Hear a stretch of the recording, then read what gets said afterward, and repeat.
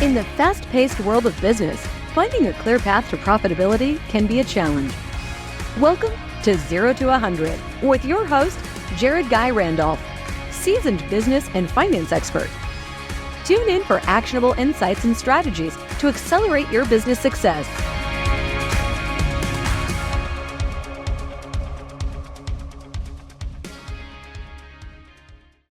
Hello, Accelerators. Today on 0 to 100, I would like to welcome Garrett Wright. He is a fintech superstar. He has been with a group that has taken a company public, and he is now the chief of staff for Stash, an investment app for the 99%, where he's been with them from $1 million in annual revenue, where they've taken it to $100 million in annual revenue and raised over $400 million in investment capital. We're going to cover some incredible topics that are going to help your business, such as subscription models, raising capital from investors, predictable cash flows, as well as financial forecasting for businesses of all shapes and sizes. Ladies and gentlemen, let's accelerate together. All right, Garrett, it is great to have you. Thank you for joining us. Thank you. Super excited to be here. Awesome. So I want to dive in with you and talk business. So you have been working with your company for a few years now. You're quite successful. And I think you can shed some interesting light onto the entrepreneurs that tune into our program and are looking at growth strategies for their business.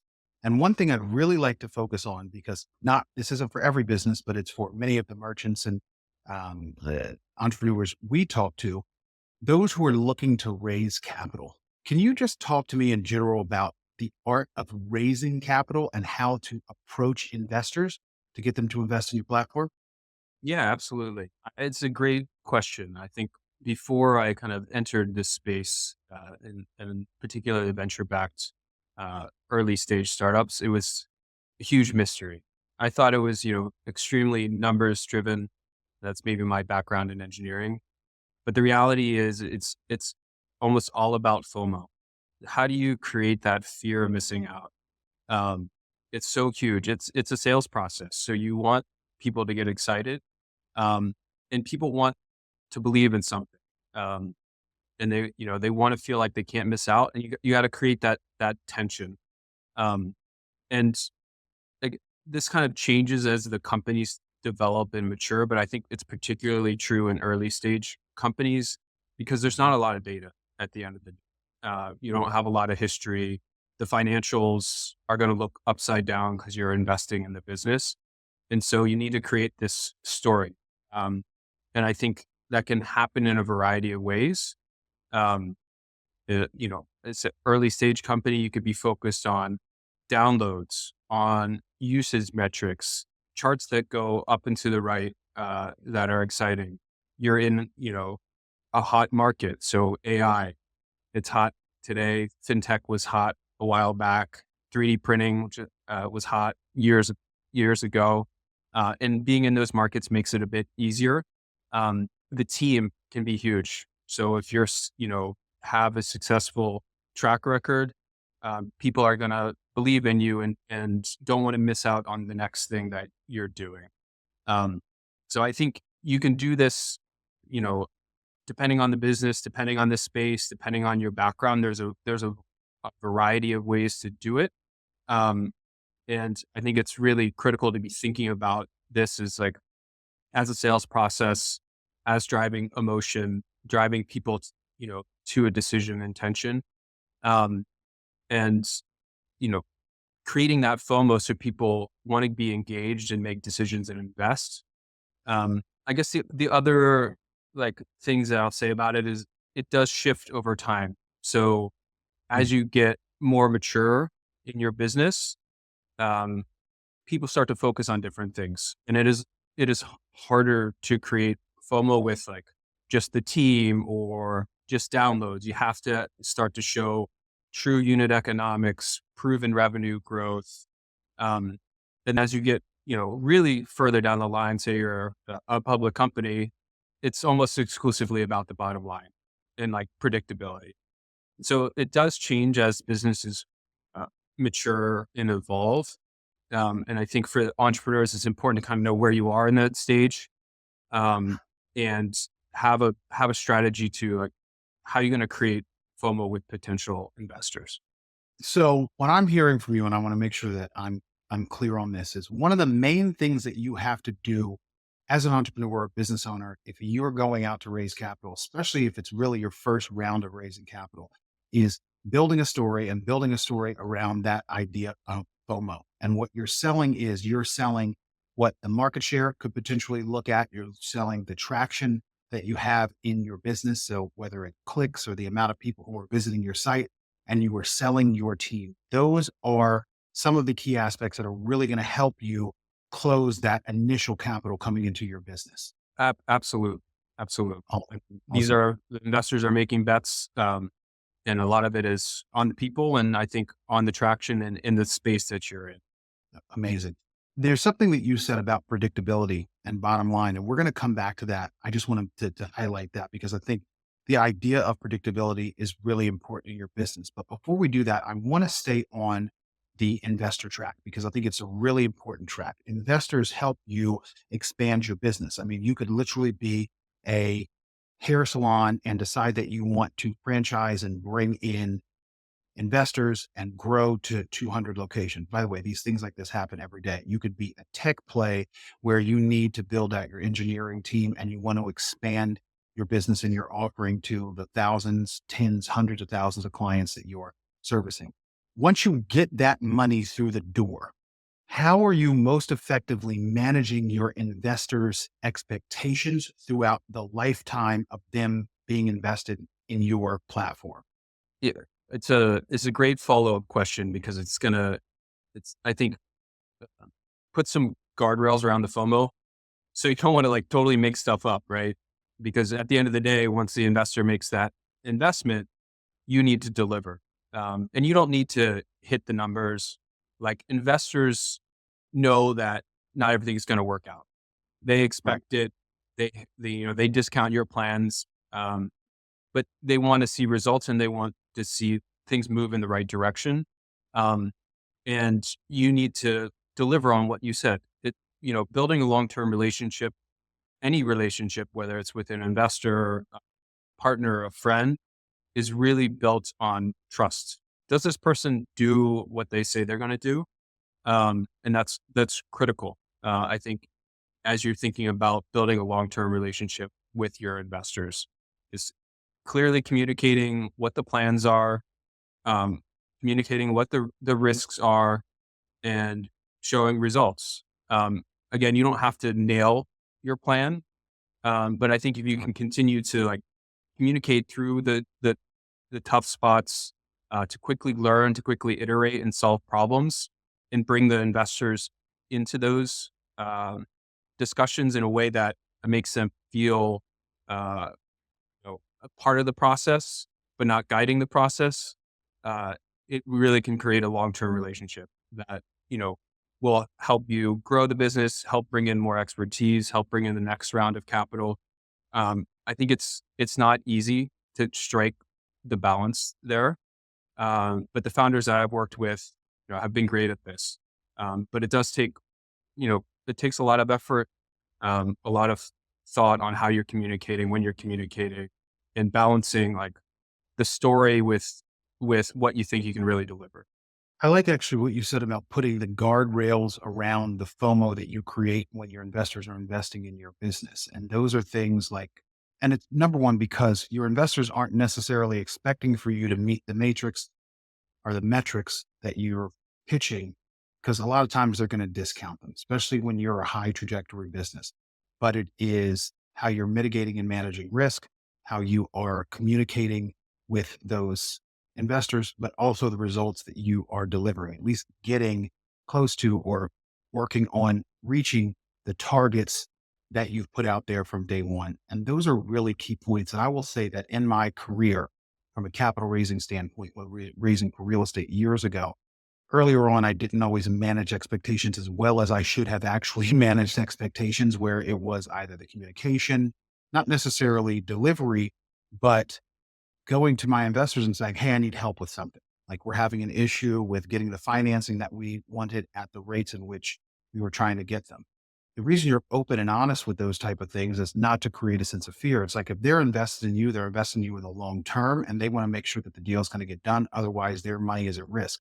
And a lot of times they can make phone calls or create solutions for you that you, as the novice business owner, aren't able to create yourself. So it is key to have that open channel of communication with your investors. Absolutely. And I think it's easy. And I've definitely done this many times in the past. Is like you feel a bit, it feels a bit adversarial because, they invested their money in you and hey, maybe something went sideways and doesn't go exactly as planned and you feel responsible and you Mhm. want to fix it. But you have to remember that, as you said, their interests are aligned. They're on your side Yeah. and they want you to be successful so that they can make their money back. And I think the trick is like, how do you communicate those things? How do you make sure that um, you don't create so much noise if you're in the minutia of details and make sure Right. investors can really track the storyline. They're not in the day to day. So you have to really work on how do I step back, communicate clearly, here's where we are. Here's what I think we need. Here's what the results are going to be. Here's my specific ask. They don't, they have lots of investments. They don't have a lot of time, but they will make time and will help you if you're, specific and communicate clearly. And I think try to keep the confusion to a minimum because it's easy when you're in like the weeds of like, we didn't get this bill or this specific feature is 3 months delayed because of X, Y, Z. They don't care. Right. Like think about, really think about the outcome that you're trying to drive and like what your ask is from them. Right. So you get the investors in, you're churning, you're burning, you're making things happen. You're starting to show some results. Once you get past the iterative or idea phase and you're in the business, what are some of the success strategies that you can create to build a unique business model, especially with what you do in your business model? Yeah. So, where I work right now is very much a subscription business and subscription models are great. Investors love them. They're high margin, they're predictable revenue. Um, and everybody likes predictability. They don't want to be surprised. And so a lot of business, move down this path of subscription. Um, and I think the key for subscription business is really understanding your unit economics, um, because they can get out of whack. These subscription businesses can have high acquisition costs or they can have low retention. And that creates a scenario where it's really cash intensive to, to build the business. Think about it as a leaky bucket, um, or a very, I don't know, good customer acquisition um, analogy, but on the I like it. The leaky bucket of customers. Yeah, because you definitely don't want a leaky bucket of customers. Absolutely, because it's expensive to refill the bucket, and getting the cash is also very expensive from a dilution perspective. So you you really want to understand the unit economics. How much does it cost to acquire a customer? Why? What's your funnel drop off points? What are customers trying to tell you with where they're dropping off in that funnel or in your sales process? What part of the pitch is it working or is working? How do you double down on that? What's your retention like, over time? Again, this can also be hard in the beginning because you don't know. You've only been around for 3 months, so you don't know what your, 12-month, 24-month retention is, but you can use proxies and, um, in my experience, the first few months are very predictive of what the rest is going to be. And so, looking at your cohorts and understanding what's going on with them. Why do customers stick around? Why did they leave? What makes them refer you to their friends? Really getting deep understanding of those key pieces of the unit economic puzzle, um, and including, how much money you make from each customer is very critical. And how long does it take you to pay back that investment? Um, because you need to, like, investors are going to be looking at these things. And I think just the sustainability of the business is wrapped up into that payback period, the unit economics. And if you're going to, have a really high scaling, successful subscription business, that investors are going to be clamoring after, you want your payback periods to be, sub 12 months.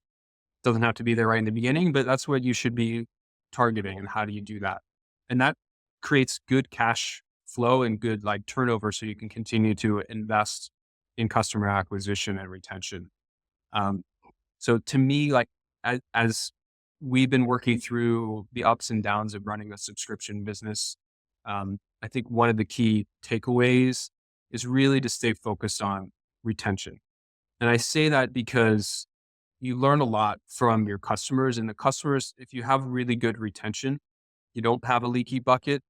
It creates all sorts of opportunities to build low cost referral, organic acquisition loops to really drive down, um, your acquisition costs.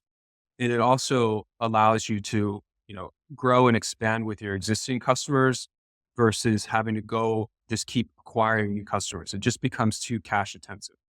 And if you lose sight of that, um, it can build every month. You've invested a lot to acquire these customers, and more than you think are gone, in a month, 2 month, three, and you've got to just reinvest more capital. So I think really understanding retention and what's driving a good retentive customer versus not, is important. And the last piece I think is also really important is, like, understanding the financial aspects. Like, do you have the right price? What are the margins? Are you competitive there? Because obviously you want to create enough, contribution from the subscription to really support and sustain growth in the other pieces of the, puzzles that you have to invest in, whether that's, your office space, your product development, et cetera. So one of the things and thank you so much for going over what the subscription model should look like and the important aspects of building a successful subscription model and how you guys have done it is focusing on the unit economics. So that customer acquisition cost, or that CAC, looking at what your funnel drop off is. So the success of your funnel, the efficiency of your pitch, the retention of the customer once you get them onto the platform, what your referrals look like, and ultimately what your profits are based on all of those aspects. Those are what the key measurements are for measuring a successful subscription model and marketing plan. Absolutely. So you visited again that idea of predictability, and that's something that I do want to discuss in depth. How do you create that predictability? Because in my mind, that is what ultimately will create a very successful business model for you. Yep. Yeah. Um, it's not easy. This is a lot of, like, hard work day in and day out to get subscription models really humming. And I don't think they're ever done, because the market's moving, new, competitors are coming out, new features are required to keep your customers. So it is like a hard work, to build these models. And I think once you get them really going, they're really powerful because they can buy you time to continue to invest and work in other things because of the predictability of them. But I think, you know, what I think about, like, how to, like, forecast these businesses, how to, like, think through scenarios is really important. So, like, what I do is, and, like, sorry to harp on unit economics, but you're like, if you're out raising money, this is what investors will ask you about. But you really understand those, um, and know them well. And if you don't have enough information, try to your best to, like, lean on your investor for proxies and what they see in other their companies, that will help you predict some of these things. Um, and that's where I start, like, every forecast and every model is really like, what are the key drivers to this business, whether it's a subscription business or something else? Um, Mhm. because you need to know, like, how's the revenue generated? What's the contribution after the variable costs? How much money do I need to invest to grow the business? Um, and really understanding that, doing different scenarios to drive different sensitivities, um, can really help. I think that's where like when I'm doing models, that's where I always start. Top line, and what's the driver to the top line, and what other investments do you need to make to develop that next feature, to add that next add-on that's going to increase your average revenue. Um, and you know, what you're trying to do, at least what I'm trying to do typically when I'm doing these forecasts, is I start there. I start at the P&L, um, and I always land at cash. Mm, Cash is absolutely king. You need to know how much you have, how much this, growth plan is going to burn. What happens if your acquisition costs double because you tried to double your marketing spend, which does tend to happen. It takes time to optimize increasing marketing spend. right. When are you going to run out of cash? Because the last thing you want to do is take investors' money, really ramp everything up quickly.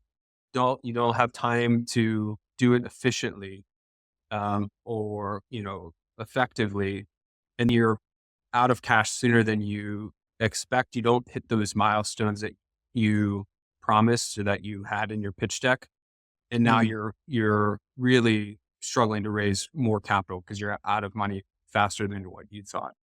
So like mm. running these sensitivities and running the scenarios and the financial modeling and forecasting, I think is critical to any business, but in particular subscription businesses, because there is a lot of upfront capital to build the subscriber base.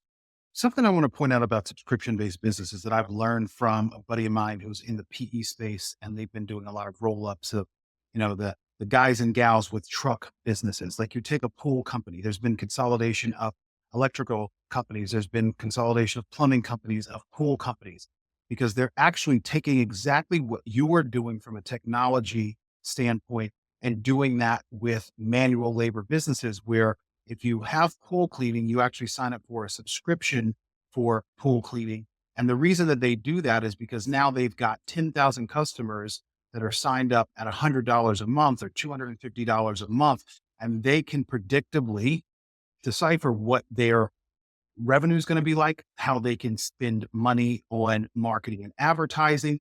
They can now take that subscription basis to a bank and get debt. I mean, there was even a group who is a nail salon group, and they have a subscription based model. And I think there's maybe a couple thousand the nail salons within the company. I can't recall the name of them right now, but they do a monthly subscription model where you can get a manicure and a pedicure. And it might not seem like you can take this to the level of a business like that. But the same thing is you can drop in and you can get, 3 manicures or pedicures based on this subscription model. But guess what? They're actually only doing about 1 to 2 a month. They're still collecting the money. It's like a gym, and they're more profitable than they've ever been, where like a mom and pop isn't thinking of it that way. But even a mom and pop could do that. And now that they've got that predictable model, you can take that and say, we've got $100,000 a month that come in.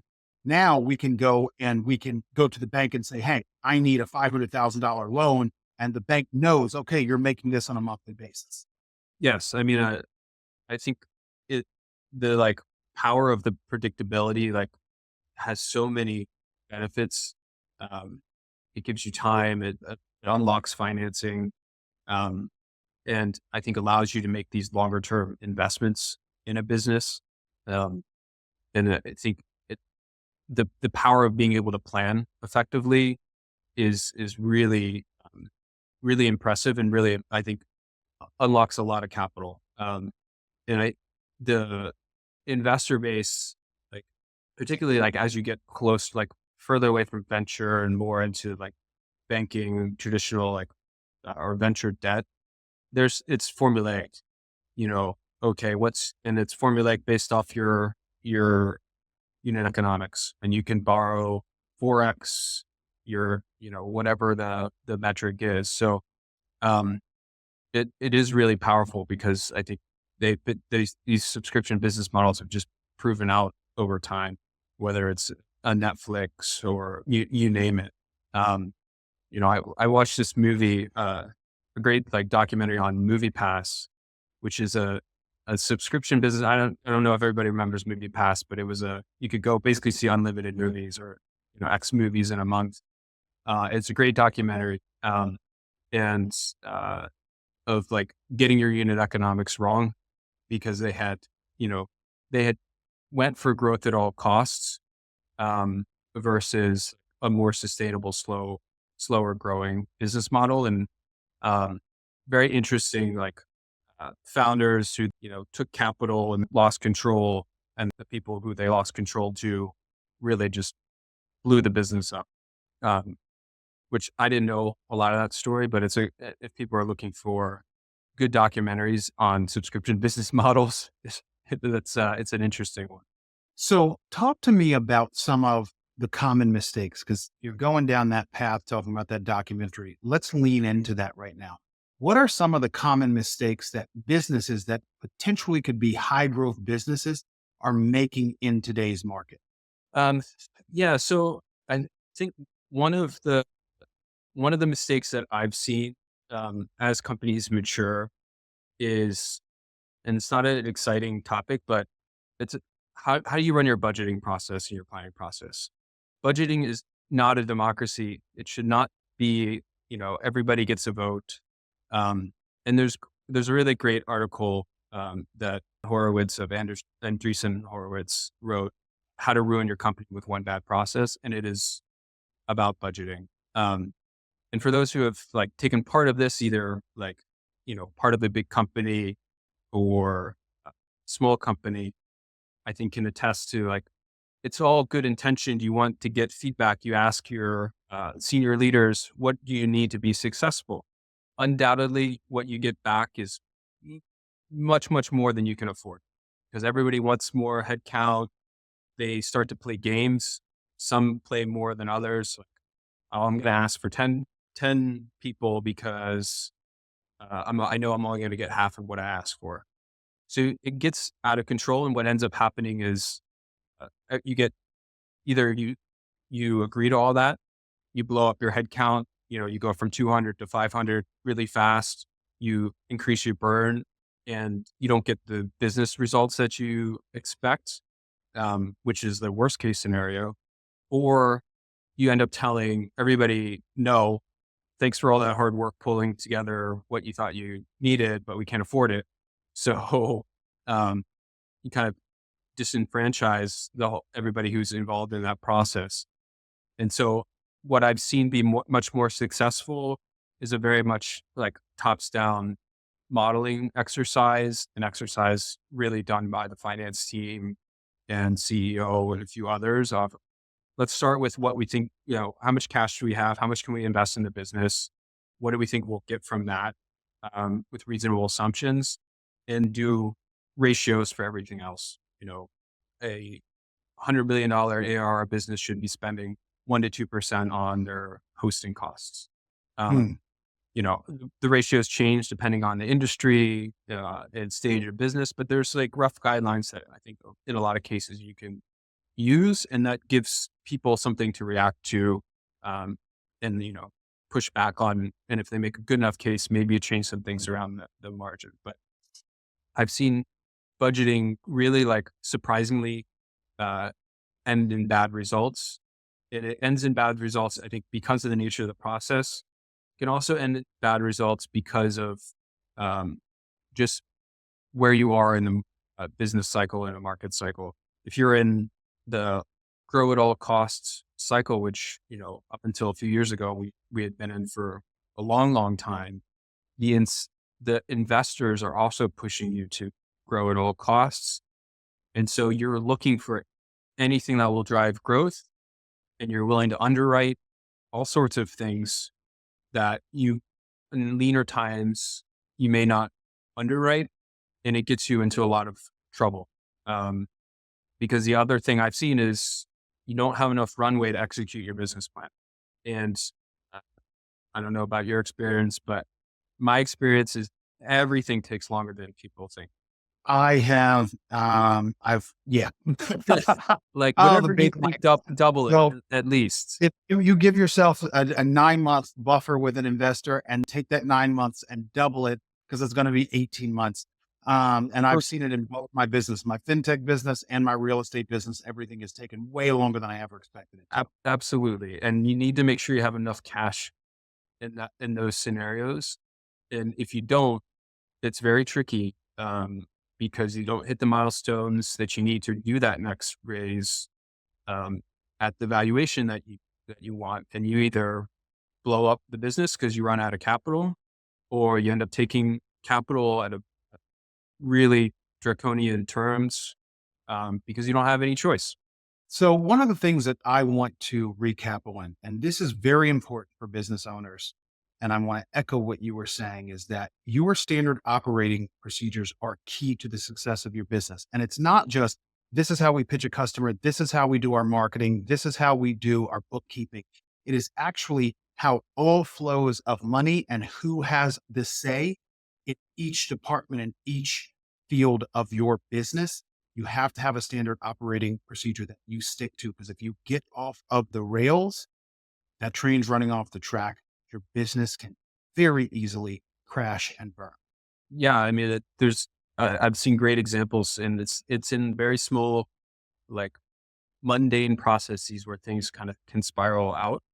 And it's, how do you approve contracts? Um, and you know, what's the review process like?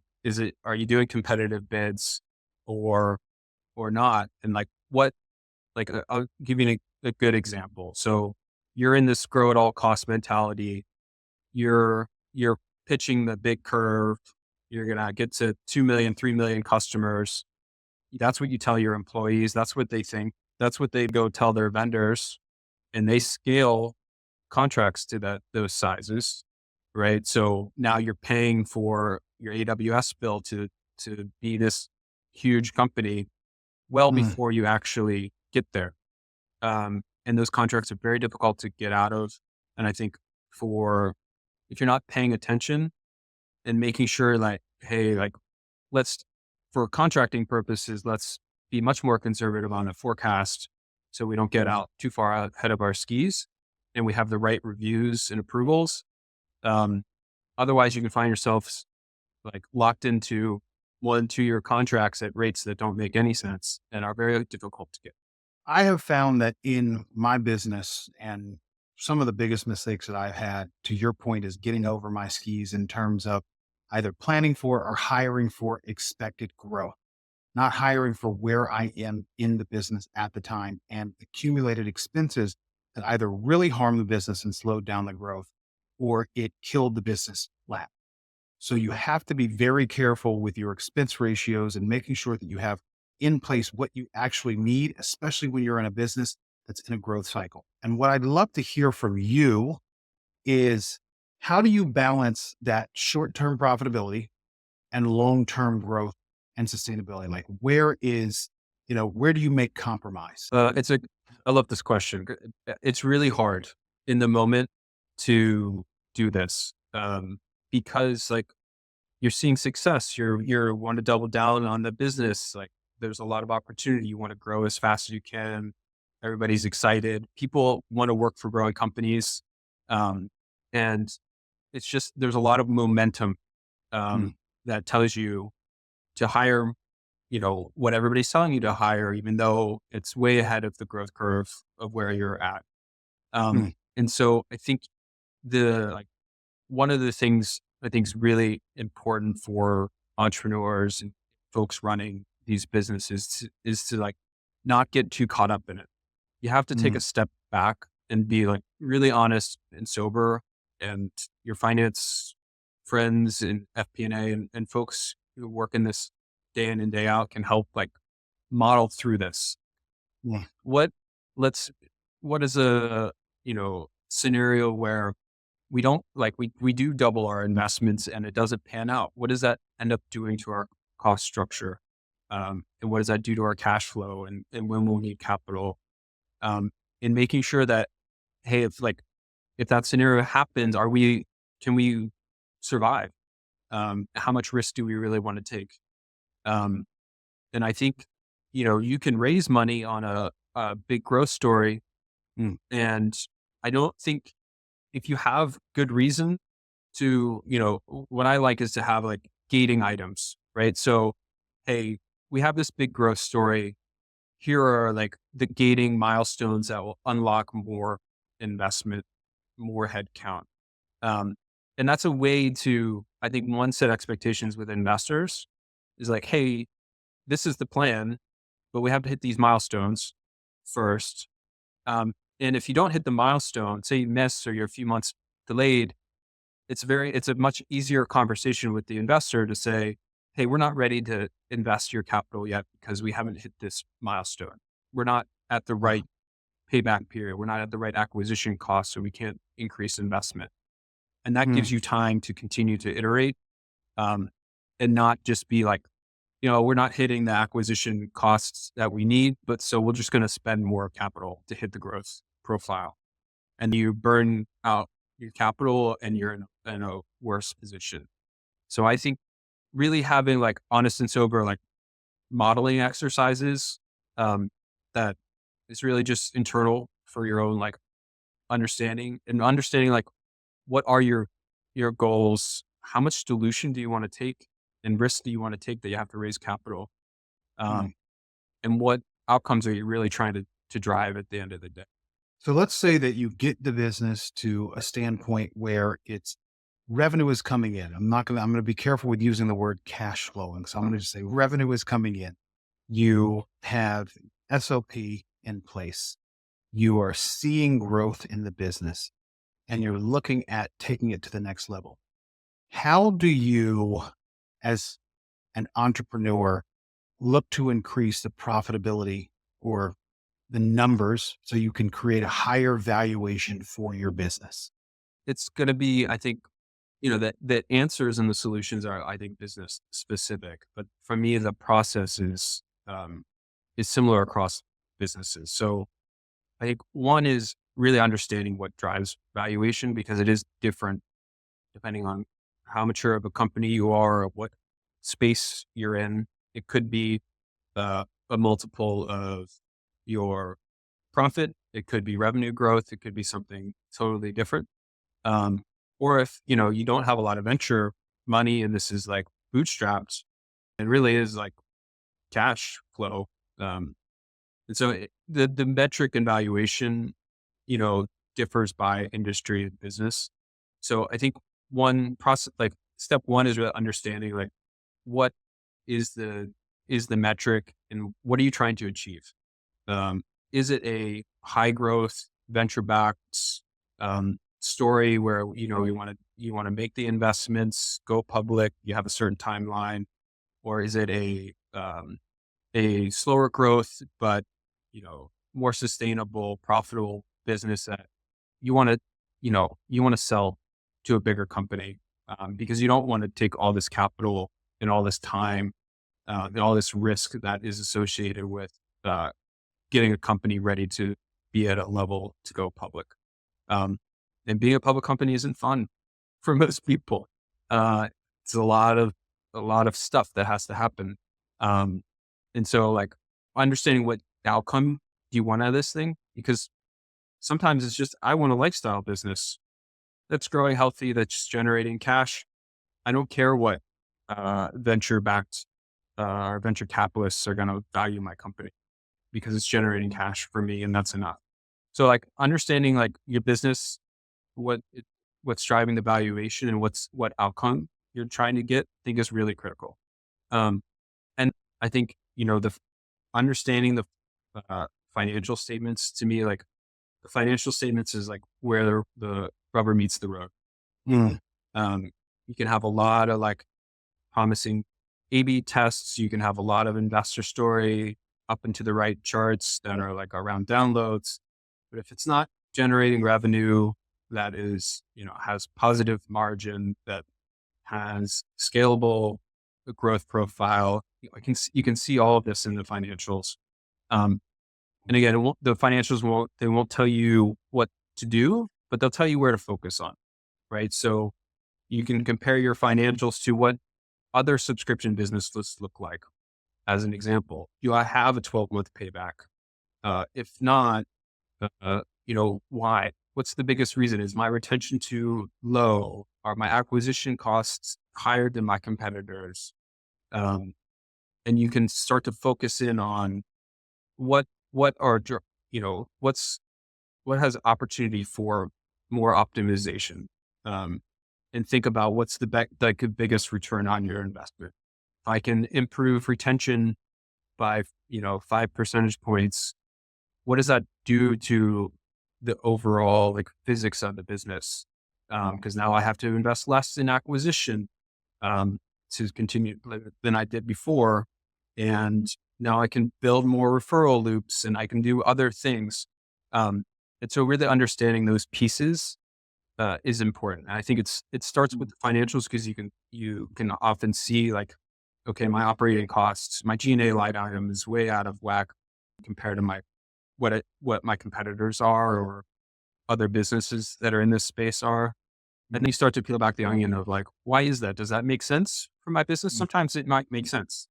But to me, it's start there and really understand the drivers, and some of the fundamentals and the unit economics particularly for subscription businesses, but others as well.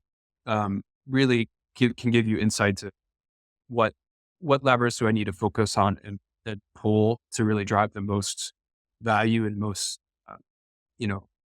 cash flow at the end of the day is really what you're hoping for.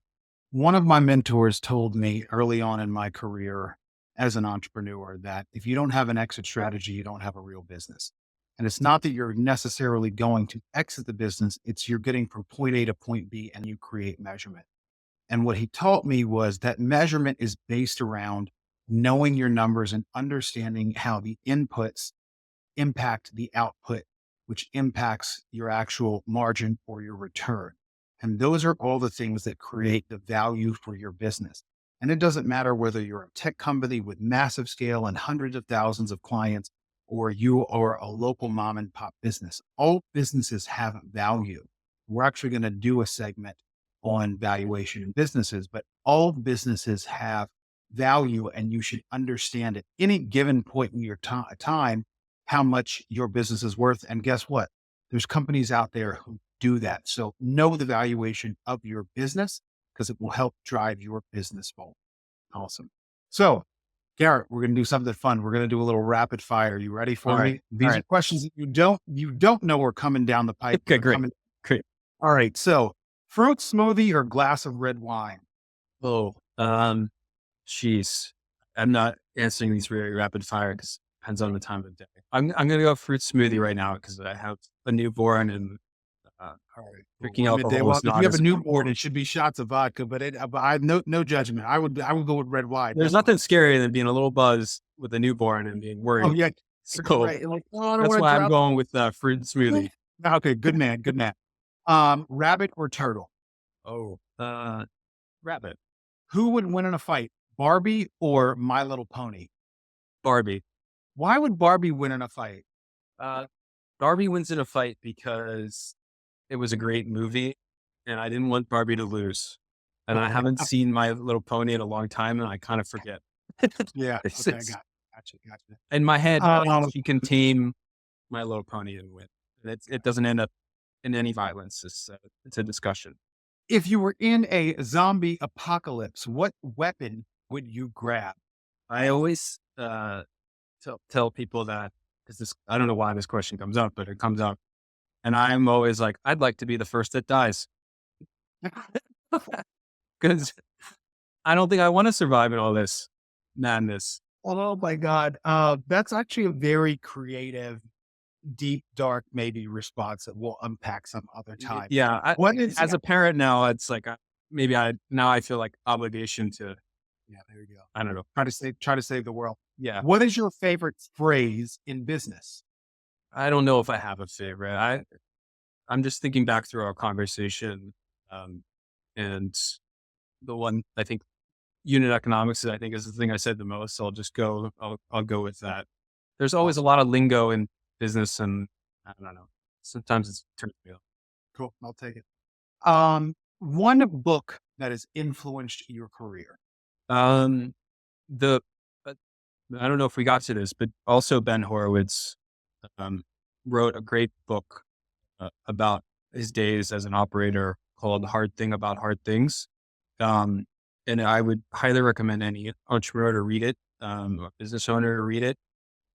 It's very engaging and a good read, but it also has a lot of material and appendices that are very practical. So, how to hire a good salesperson? What should you be looking for?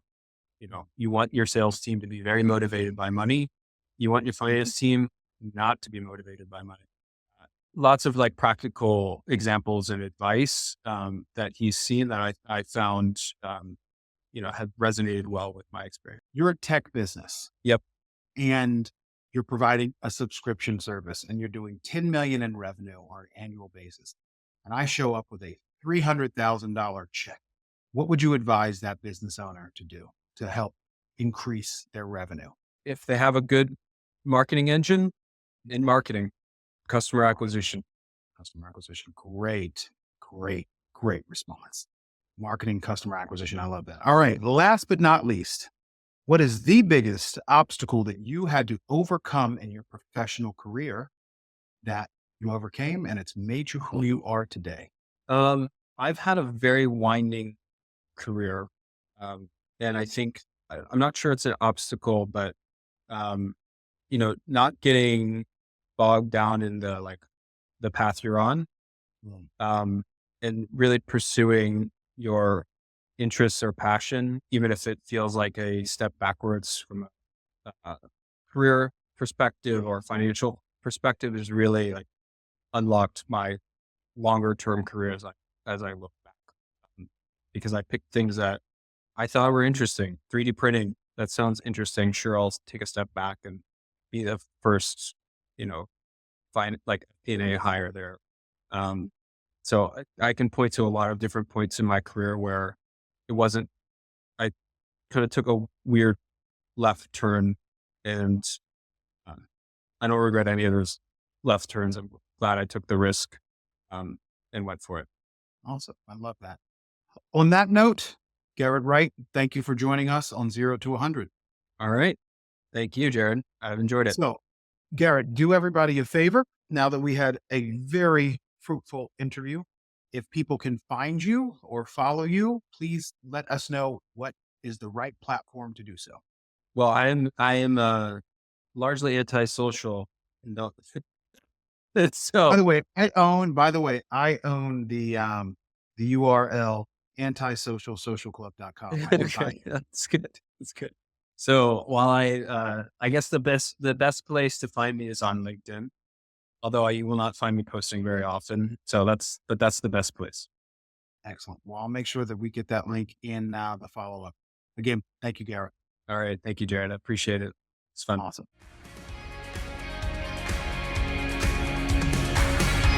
Thanks for tuning in to 0 to 100 podcast. We hope you feel inspired and ready to accelerate your business. Remember, your journey to success starts with a single step. Keep learning, keep growing, and keep striving for greatness. For more resources and show notes, visit jaredguyrandolph.com. We'll see you next time.